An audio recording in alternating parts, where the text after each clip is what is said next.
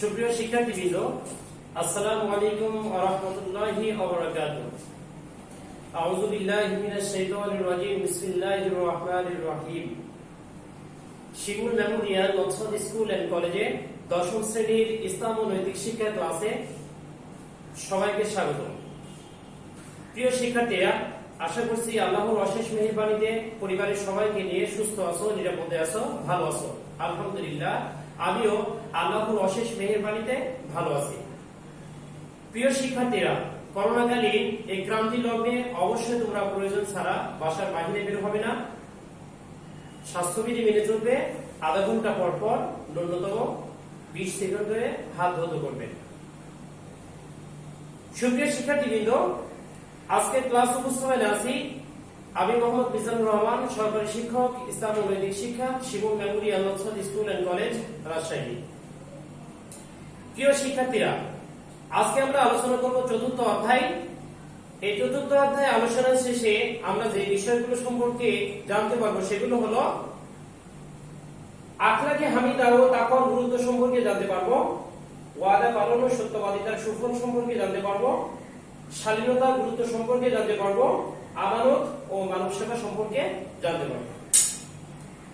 সুপ্রিয় শিক্ষার্থীবৃন্দ, তাহলে আজকে আমাদের আলোচ্য বিষয় আখলাকে হামিদা, তাকওয়া, ওয়াদা পালন, সত্যবাদিতা, শালীনতা, আমানত এবং মানব সেবা। প্রিয় শিক্ষার্থীরা, আমরা যে অধ্যায়টি নিয়ে আমরা আলোচনা করব সেই অধ্যায়ের নাম হলো আখলাক। আমরা জানি আখলাক আরবি ভাষার শব্দ।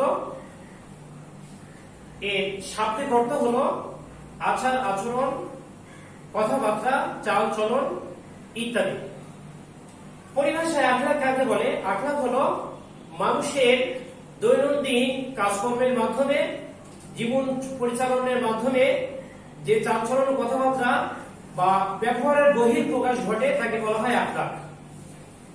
এই আখলাককে দুই ভাগে ভাগ করা হয়েছে, অর্থাৎ আখলাক দুই প্রকার।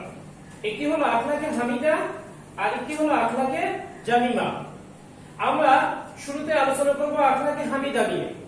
তাহলে আখলাক শব্দের শাব্দিক অর্থ আমরা জানলাম, হামিদা শব্দের শাব্দিক অর্থ হলো প্রশংসনীয়, ভালো। তাহলে আখলাকে হামিদার শাব্দিক অর্থ হলো প্রশংসনীয় আচরণ, ভালো আচরণ, গ্রহণীয় আচরণ। পরিভাষায় আখলাকে হামিদা কাকে বলে? আখলাকে হামিদা হলো মানুষের দৈনন্দিন জীবনযাপনের মাধ্যমে যে উত্তম আচার আচরণ, কথাবার্তা বা ব্যবহারের বহিঃপ্রকাশ ঘটে তাকে বলা হয় কি? আখলাকে হামিদা। সুপ্রিয় শিক্ষার্থীবৃন্দ, মানব চরিত্রের একটি অন্যতম গুরুত্বপূর্ণ বৈশিষ্ট্যের নাম হলো আখলাকে হামিদা। আখলাকে হামিদা যে মানব চরিত্রে খুবই গুরুত্বপূর্ণ তা আমরা কোরআন এবং হাদিসের মাধ্যমে জেনে নিই। মহানবী সাল্লাল্লাহু আলাইহি ওয়াসাল্লাম ছিলেন এই পৃথিবীতে আগত সকল মানুষ এবং নবী রাসূলদের মধ্যে সর্বোত্তম চরিত্রের অধিকারী। আর তিনি আমাদেরকে কি করেছেন? এই আখলাকে হামিদা বা উত্তম চরিত্র শিক্ষা দিয়েছেন। আর মহান আল্লাহ তাআলা তাই মহানবী সাল্লাল্লাহু আলাইহি ওয়াসাল্লামকে উদ্দেশ্য করে বলছেন, ওয়া ইন্নাকা লাআলা খুলুকিন আযীম, নিশ্চয়ই আপনি মহান চরিত্রের ধারক। প্রিয় শিক্ষার্থীরা, এই যে আমরা আখলাকে হামিদা নিয়ে যে আমরা আলোচনা করছি, এই আখলাকে হামিদা যদি কোনো ব্যক্তি আচার আচরণ, কথাবার্তা বা চালচলনের মধ্যে যদি বহিঃপ্রকাশ না ঘটে, সে প্রকৃতপক্ষে ভালো মানুষ বা প্রশংসনীয় মানুষ বা গ্রহণীয় মানুষ হিসাবে কি সমাজে, পরিবারে বা রাষ্ট্রে কি স্বীকৃতি লাভ করতে পারে না। এজন্য অবশ্যই কি করতে হবে? আখলাকে হামিদা অর্জন করতে হবে, উত্তম আচরণ অর্জন করতে হবে। সেটি আমাদের কথাবার্তার মাধ্যমে হতে পারে, আমাদের চালচলনের মাধ্যমে হতে পারে, আমাদের পোশাক পরিচ্ছদের মাধ্যমেও কি হতে পারে। প্রিয় শিক্ষার্থীরা, পৃথিবীতে নবী রাসূল যারা এসেছে তারা আল্লাহ তাআলার দ্বীনের দাওয়াতের পাশাপাশি মানুষদেরকে আচার আচরণ, মানুষের চরিত্র, মানুষের পোশাক পরিচ্ছদের ব্যাপারে কি সঠিক নির্দেশনা দান করেছেন। এজন্য অবশ্যই কি করতে হবে? আমাদেরকে এই আখলাকে হামিদার গুণটি অর্জন করতে হবে। প্রিয় শিক্ষার্থীরা, এ পর্যায়ে আমরা আলোচনা করব তাকওয়া সম্পর্কে। তাকওয়া আরবি ভাষার শব্দ। শাব্দিক অর্থ হলো ভয় করা, বেঁচে থাকা, নিজেকে রক্ষা করা ইত্যাদি। পরিভাষায় তাকওয়া কাকে বলে? তাকওয়া হলো আল্লাহর ভয়ে যাবতীয় পাপ কাজ থেকে বিরত থাকাকে তাকওয়া বলে। অর্থাৎ যদি কোনো ব্যক্তি আল্লাহর ভয় তার মনের মধ্যে জাগ্রত করে যাবতীয় পাপ কাজ, অর্থাৎ ইসলাম যে সমস্ত কাজগুলোকে সমর্থন করে না, ইসলাম যে সমস্ত কাজ নিষেধ করেছে, সেই সমস্ত কাজ থেকে বিরত থাকলে সে ব্যক্তি একজন মুত্তাকি বা তাকওয়াবান ব্যক্তি হিসেবে কি পরিচিতি লাভ করতে পারবে। প্রিয় শিক্ষার্থীরা, মানব জীবনে বা আখলাকে হামিদা আমরা যে উত্তম আচরণ নিয়ে আলোচনা করছি, তার মধ্যে তাকওয়া হলো অন্যতম কি একটি গুরুত্বপূর্ণ বৈশিষ্ট্য। কেননা আমরা ভালো চরিত্র, ভালো আচরণ নিয়ে কথা বলছি, আর কোন মানুষ যদি পাপ কাজে লিপ্ত হয়, খারাপ কাজে লিপ্ত হয়, অবশ্যই সে ব্যক্তি কি ভালো মানুষ হতে পারে না। আর এই পাপ কাজ থেকে বিরত রাখার অন্যতম একটি মাধ্যম হলো কি তাকওয়া, আল্লাহর ভয়। এই জন্য অবশ্যই কি করতে হবে, আমাদের মনের মধ্যে আল্লাহর ভয় বা যাবতীয় পাপ কাজ থেকে বেঁচে থাকার চিন্তা আমাদের মধ্যে কি করতে হবে, জাগ্রত করতে হবে, অনুশীলন করতে হবে। তাকওয়ার গুরুত্ব সম্পর্কে আল্লাহ তাআলা বলছেন যে যদি কোনো ব্যক্তি তাকওয়া অবলম্বন করে, তাকওয়ার গুণে গুণান্বিত হয়, তাহলে সে সমস্ত মুত্তাকি ব্যক্তিদের জন্য আল্লাহ তাআলার কি পুরস্কার রয়েছে। আল্লাহ তাআলা বলছেন যে ইন্নালিল মুত্তাকিনা মাফাজা, নিশ্চয় মুত্তাকিদের জন্য রয়েছে কি সফলতা। তাহলে অনেক ক্ষেত্রে আমরা অসৎ পথ অবলম্বন করি, পাপের রাস্তা অবলম্বন করি, আর ভাবি হয়তোবা দুনিয়াতে আমরা সফলতা অর্জন করতে পারবো। কিন্তু আল্লাহ তাআলা বলছেন যে যদি কোনো ব্যক্তি এই পাপ কাজ থেকে বিরত থেকে মুত্তাকি বা তাকওয়ার গুণে গুণান্বিত হতে পারে, অবশ্যই সেই মুত্তাকিদের জন্য রয়েছে কি সফলতা। এই জন্য আমরা অন্যায় পথ অবশ্যই ছেড়ে দেব, আমরা সঠিক পথ অবলম্বন করব।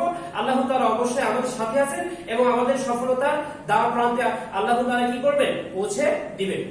আল্লাহ তাআলা বলছেন যে ইন্নালিল মুত্তাকিনা মাফাজা, তারপরেও আল্লাহ তাআলা অন্যত্র বলছেন যে নিশ্চয় আল্লাহ তাআলা মুত্তাকিদের ভালোবাসেন, ইন্নাল্লাহা ইউহিব্বুল মুত্তাকিন, নিশ্চয় আল্লাহ তাআলা মুত্তাকিদেরকে কি করেন, ভালোবাসেন। এছাড়াও আল্লাহ বলছেন যে ইন্না আকরামাকুম ইনদাল্লাহি আতকাকুম, নিশ্চয় তোমাদের মধ্যে যারা মুত্তাকি আল্লাহ তাআলার নিকট তারাই সবচেয়ে বেশি কি সম্মানিত। অর্থাৎ মানুষদের মধ্যে যারা তাকওয়া অবলম্বন করবে, আল্লাহ তাআলার নিকট তারাই কি সবচেয়ে বেশি সম্মানিত।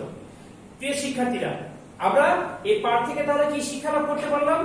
পৃথিবীতে যাবতীয় যে পাপ কাজ আছে, যেগুলো আমাদেরকে সফলতার দ্বার প্রান্তে পৌঁছে দেওয়ার হাতছানি দেয়, কিন্তু প্রকৃতপক্ষে কি আমরা সেই দ্বার প্রান্তে পৌঁছাতে পারি না, বরং আমরা কি ঝরে পড়ি বা বিভিন্ন বাধা বিপত্তির সম্মুখীন হই। এগুলোকে আমরা পরিহার করব, তাকওয়া অবলম্বন করব, অবশ্যই আল্লাহর বাণী অনুযায়ী কি আমরা সফলতা অর্জন করতে পারবো। সুপ্রিয় শিক্ষার্থীবৃন্দ, এই পর্যায়ে আমরা আলোচনা করব ওয়াদা পালন সম্পর্কে। ওয়াদা আর বাংলা ভাষার শব্দ, এর আরবি ভাষা হলো আল আহদু। ভালো করে লক্ষ্য করো, তাহলে ওয়াদার আরবি প্রতিশব্দ কি হবে, আল আহদু। আল আহদু শব্দের শাব্দিক অর্থ হলো কি অঙ্গীকার করা, চুক্তি করা, প্রতিশ্রুতি রক্ষা করা, কথা দিয়ে কথা রাখা ইত্যাদি। পরিভাষায় ওয়াদা বা আল আহদু কাকে বলে? আল আহদু হলো যে কোন ব্যক্তির সাথে বা কারোর সাথে যদি কোনো অঙ্গীকার করা হয়, তা যথাযথভাবে রক্ষা করাকে ওয়াদা বলে বা আল আহদু বলে। প্রিয় শিক্ষার্থীরা, আমরা সবাই জানি যে এই যে ওয়াদা পালন, এই ওয়াদা পালন মুমিনের অন্যতম একটি বৈশিষ্ট্য, আর ওয়াদা ভঙ্গ করা মুনাফিকের একটি বৈশিষ্ট্য। ভালো করে লক্ষ্য করো, মুমিনের অন্যতম একটি বৈশিষ্ট্য হলো ওয়াদা পালন করা, আর মুনাফিকের অন্যতম একটি বৈশিষ্ট্য হলো ওয়াদা ভঙ্গ করা। তাহলে মিথ্যা কথা বলা, ওয়াদা ভঙ্গ করা, আমানতের খেয়ানত করা, এটি হলো মুনাফিকের বৈশিষ্ট্য। অবশ্যই কি আমরা এই ওয়াদা পালন করব এবং আমরা যে কথা দিব বা আমাদের কাছে যে সম্পদ গচ্ছিত থাকবে, অবশ্যই কি আমরা সেটিকে যথাযথভাবে রক্ষা করব। প্রিয় শিক্ষার্থীরা, ওয়াদা পালনের গুরুত্ব। ওয়াদা পালন আখলাকে হামিদার অন্যতম একটি গুণ। স্বয়ং আল্লাহ তাআলা ঈমানদারদেরকে তথা মানুষদেরকে ওয়াদা পালনের ব্যাপারে নির্দেশনা দিয়েছেন। আল্লাহ তাআলা বলছেন যে ইয়া আইয়ুহাল্লাযীনা আমানু, হে ঈমানদারগণ, আউফু বিল উকুদ, তোমরা অঙ্গীকার বা প্রতিশ্রুতি রক্ষা করো। আর আল্লাহ তাআলা যে সমস্ত বিষয়ে নির্দেশনা দান করেন সেটি নিঃসন্দেহে ফরজ। প্রিয় শিক্ষার্থীরা, ইসলামী শরীয়তে যে সমস্ত পরিভাষাগুলো আছে, বিধিবিধান সংক্রান্ত যেগুলো পরিভাষা আছে, তার মধ্যে সবচেয়ে গুরুত্বপূর্ণ বিধানের নাম আমরা জানি, সেটি হলো ফরজ। আর আল্লাহ তাআলা নিজেই বলছেন যে তোমরা প্রতিশ্রুতি বা অঙ্গীকার পূর্ণ করো। তাহলে যদি আমরা প্রতিশ্রুতি পূর্ণ না করি, সরাসরি আল্লাহ তাআলার আদেশ অমান্য করলাম, ফরজ কি করলাম, লঙ্ঘন করলাম। এছাড়াও নবী সাল্লাল্লাহু আলাইহি ওয়াসাল্লাম বলছেন যে ব্যক্তি ওয়াদা পালন করে না তার দিন নেই, অর্থাৎ লা দীনা লিমান লা আহদা লাহু, যে ব্যক্তি ওয়াদা পালন করে না তার দিন নেই। যদি কোনো ব্যক্তি ওয়াদা পালন না করে, আবার যদি সে ব্যক্তি বলে যে আমি দিনদার, আমি মুমিন, আমি মুসলিম, আমি মুত্তাকি, তাহলে নিঃসন্দেহে সে ব্যক্তি কি প্রতারক। এজন্য আমরা যদি প্রতিশ্রুতি রক্ষা করি, আমরা যদি ওয়াদা পালন করি, অবশ্যই কি আমরা মুমিন এবং মুত্তাকি হিসাবে পরিচিতি লাভ করব, আর যদি এটি ভঙ্গ করি অবশ্যই কি মুনাফিকের অন্তর্ভুক্ত হয়ে যাব। ওয়াদা পালনের সম্পর্কে আল্লাহ তাআলা বলছেন যে হে ঈমানদারগণ তোমরা প্রতিশ্রুতি রক্ষা করো, কেননা প্রতিশ্রুতি সম্পর্কে তোমাদেরকে জিজ্ঞাসিত করা হবে, অর্থাৎ তোমাদের জবাবদিহি করতে হবে। কিয়ামতের ময়দানে যখন আমরা উপস্থিত হব তখন আল্লাহ তাআলা আমাদেরকে এই প্রতিশ্রুতি ভঙ্গ করার কারণে আল্লাহ তাআলার নিকটে জবাবদিহি করতে হবে।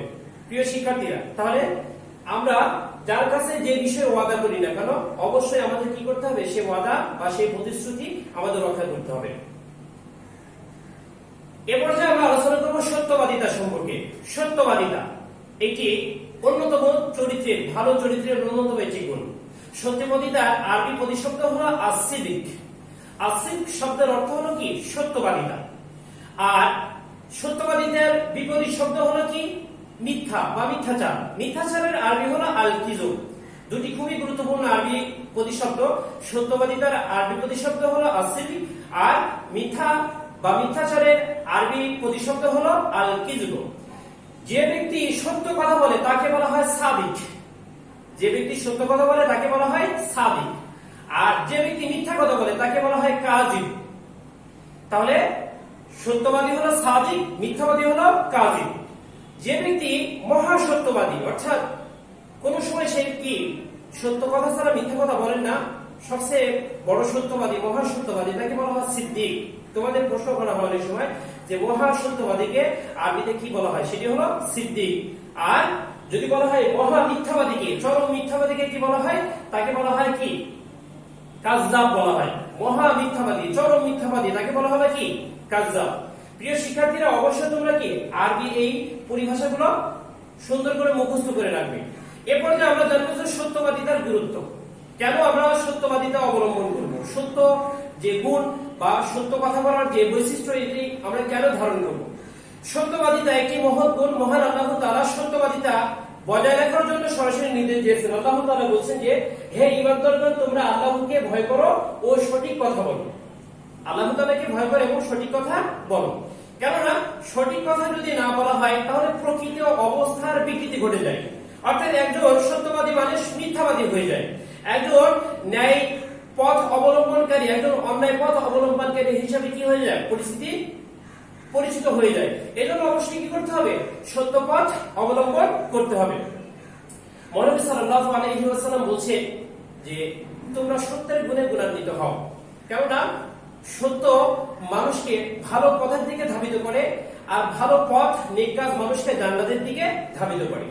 আমরা অবশ্যই জানি রাসূল আরেকটি হাদিস বলেছেন যে ওয়া ইয়াকুম ওয়াল কাযিব ফাইনাল কাযিবা ইয়াহদি ইলাল ফুজুর ওয়াল ফুজুরা ইয়াহদি ইলান নার। অর্থাৎ তোমরা মিথ্যা পরিহার করো, কেননা মিথ্যা মানুষকে পাপ কাজের দিকে ধাবিত করে, আর পাপ কাজ মানুষকে জাহান্নামের দিকে কি করে, ধাবিত করে।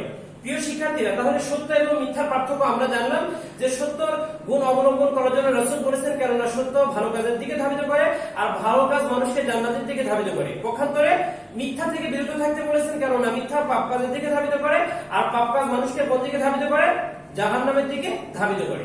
প্রিয় শিক্ষার্থীরা, এজন্য অবশ্যই আমরা কি করব, সত্যবাদিতা বা সত্যের গুণে গুণান্বিত হব। সত্যবাদিতা যদি কোনো ব্যক্তি পরিহার করে, সত্যবাদিতা যদি কোনো ব্যক্তি পরিহার করে তার কুফরটা কি হতে পারে। রাসূল সাল্লাল্লাহু আলাইহি ওয়াসাল্লাম আরেকটি হাদিসের মধ্যে বলেছেন যে আসিদকু ইউদি ওয়াল কিযবু ইহলিক, অর্থাৎ সততা সত্যবাদিতা মানুষকে মুক্তি দেয়, আর মিথ্যা অসত্য মানুষকে কি করে, ধ্বংস করে। তাহলে এই ঘটনা থেকেও আমরা জানতে পারি যে সত্যবাদিতা যদি আমরা অবলম্বন করি অবশ্যই আমাদেরকে সত্যবাদিতা মুক্তি দিতে পারে। আমরা একটি ঘটনা থেকে জানি যে হযরত আব্দুল কাদের জিলানী রাহমাতুল্লাহ আলাইহি যখন উচ্চ শিক্ষার জন্য বাগদাদে রওনা দিয়েছিলেন, তখন ডাকাত দল তাদেরকে আক্রমণ করলে ছোট্ট শিশু আব্দুল কাদের জিলানী রাহমাতুল্লাহ আলাইহি সত্যবাদিতার গুণে গুণান্বিত হওয়ার কারণে তিনি সহ তার কাফেলা কি ডাকাত দলের আক্রমণ থেকে রক্ষা পেয়েছিল। তাহলে যতই আমরা বিপদে পড়ি না কেন, সামান্য সুবিধা হয়তো আমাদের কাছে মনে হতে পারে যে মিথ্যার আশ্রয় নিলে আমরা সামান্য সুবিধা ভোগ করতে পারবো, কিন্তু এটি আমার ক্ষতির কারণ হয়ে দাঁড়াবে। এজন্য অবশ্যই কি আমরা যদি সত্যপথ অবলম্বন করি, সত্য কথা বলি, যত বড়ই বিপদ হোক না কেন সেটি আমাদের জন্য সহজ হয়ে যাবে। প্রিয় শিক্ষার্থীরা, অবশ্যই আমরা কি সত্যবাদিতার গুণে গুণান্বিত হব। এরপর আসি শালীনতা সম্পর্কে। শালীনতা বলতে আমরা কি বুঝি? শালীনতা হলো মার্জিত, সুন্দর ও শোভন হওয়া। অর্থাৎ সেটি কথার দিক থেকে হতে পারে, সেটি আচার আচরণের দিক থেকে হতে পারে, সেটি পোশাক পরিচ্ছদের দিক থেকেও কি হতে পারে। যদি আমরা মার্জিত হই, যদি সুন্দর হয় ও সবল হই, তাহলে অবশ্যই কি সেটি শালীনতার মধ্যে অন্তর্ভুক্ত হবে। পরিভাষা বলা যায় কথাবার্তা, আচার আচরণ ও চলাফেরায় ভদ্র, সভ্য ও মার্জিত হওয়াকে কি শালীনতা বলে। তাহলে প্রিয় শিক্ষার্থীরা, অবশ্যই কি আমরা মার্জিত পোশাক পরিধান করব, কথা বলার ক্ষেত্রে নমনীয় ভাব, ভদ্রতা বজায় রাখবো। আর মানুষ সে ছোট হোক, বড় হোক, শিক্ষিত হোক, মূর্খ হোক, ধনী হোক, দরিদ্র হোক, যেই হোক না কেন, আমরা তাদের সাথে ভালো আচরণ করব। আর এটি যদি আমরা বজায় রাখি, অবশ্যই কি আমরা শালীনতা রক্ষা করতে পারবো। আমরা অনেক ক্ষেত্রে বুঝি যে শালীনতা বলতে হয়তো শুধুমাত্র পোশাককেই নির্দেশনা দিয়ে থাকে বা ইঙ্গিত করে, না, শুধুমাত্র পোশাকের ক্ষেত্রে শালীনতা বজায় রাখতে হবে এমনটি নয়, বরং কথাবার্তাতেও চারিত্রিক বৈশিষ্ট্যগত দিক থেকেও কি আমাদের শালীনতা অর্জন করার অনেকগুলো দিক রয়েছে, যেগুলো আমরা কি করব, বজায় রাখবো। শালীনতার গুরুত্ব সম্পর্কে মহান আল্লাহ তাআলা বলেছেন, আর তোমরা নিজ গৃহে অবস্থান করবে। নারীদেরকে নিজ গৃহে অবস্থান করতে বলেছেন এবং প্রাচীন জাহিলি যুগের মতো নিজেদেরকে প্রদর্শন করে বেড়াবে না। এই আয়াতের ব্যাখ্যায় বলা হয়েছে যে নারীদের প্রয়োজন হলে নারীরা বাহিরে বের হবে, কিন্তু তারা যে পোশাকের যে শালীনতা, সেই শালীনতা বজায় রাখবে। নিজেদেরকে জাহিলি যুগে নারীদের মতো প্রদর্শন করবে না। যদি জাহিলি যুগে নারীদের মতো প্রদর্শন করে, তাহলে তাদের জন্য কি হয়েছে, ধ্বংস অনিবার্য। আল্লাহ তাআলা এজন্য সূরা আহজাবের 33 নম্বর আয়াতের মধ্যে বলছে যে আর তোমরা নারীরা নিজ গৃহে অবস্থান করবে এবং প্রাচীন জাহিলি যুগের মতো নিজেদেরকে কি প্রদর্শন করে বেড়াবে না। প্রিয় শিক্ষার্থীরা, এই আয়াতের ব্যাখ্যা তোমরা ভিন্নভাবে নিবে না।